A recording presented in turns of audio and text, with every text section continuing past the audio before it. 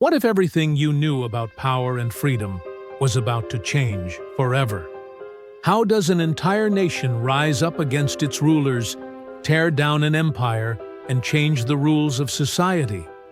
The answer lies in one of the most radical revolutions in history, the French Revolution. Imagine a time when kings and queens lived in unimaginable luxury. The Palace of Versailles in France was one of the most beautiful places on earth. It was filled with golden walls, crystal chandeliers, and gardens that stretched for miles. Inside the palace, the nobles wore the most expensive clothes and danced in grand balls while the rest of the world was struggling. The king, Louis XVI, sat on his throne, surrounded by riches. It looked like he had everything he could ever want. But in this world of beauty and luxury, something was missing. The voices of the common people. The rich had everything, while the poor had nothing. But behind the pretty walls of Versailles, the truth was different. The king's power wasn't all that it seemed. His people were growing tired of living in poverty, while the nobility lived without a care. The king's throne might look powerful, but it was starting to feel lonely. Kings like Louis XVI held absolute power. They made the rules, and nobody could question them. But that didn't mean they were truly loved. The people might have obeyed, but they weren't happy. The king had all the power, but his people had nothing. His palace was full of riches, but outside, in the streets, the people were suffering. The king ruled with his crown, but the people were beginning to feel that they didn't have to live this way anymore. The monarchy's power felt like it would last forever, but change was coming. While the rich continued to feast and celebrate, the common people were beginning to suffer. The divide between them was growing bigger each day. The question was, how much longer could this last? In the royal palace, nobles sat at huge tables, eating delicious feasts, drinking fine wine, and wearing the best clothes. But just outside the palace, in the streets of Paris, things were very different. People were starving, struggling to find enough food to feed their families. There was a world of difference between the lives of the rich and the poor.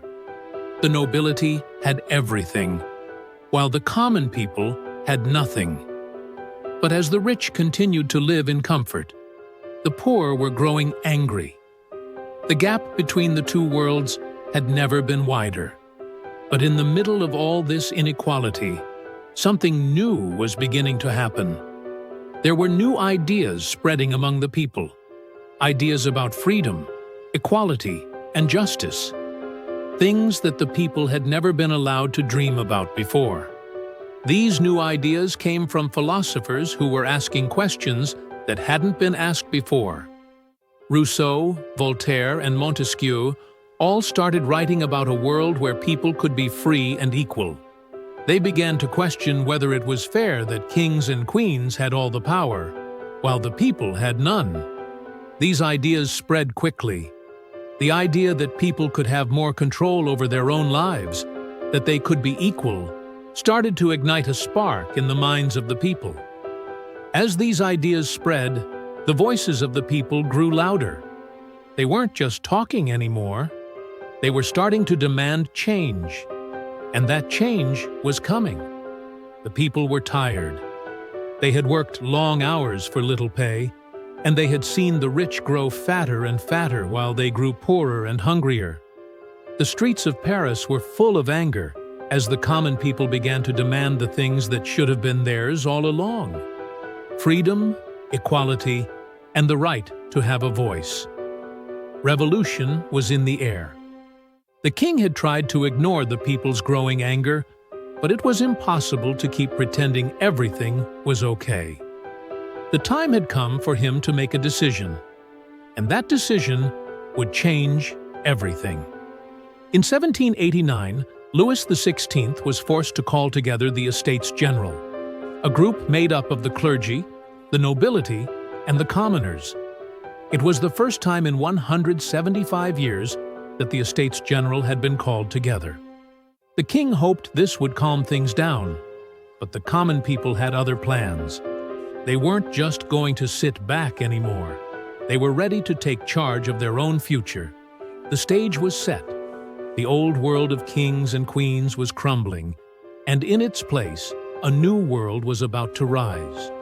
A world where the people would no longer be ruled by the elite, but would fight for their own voice, their own rights, and their own freedom. The revolution had begun.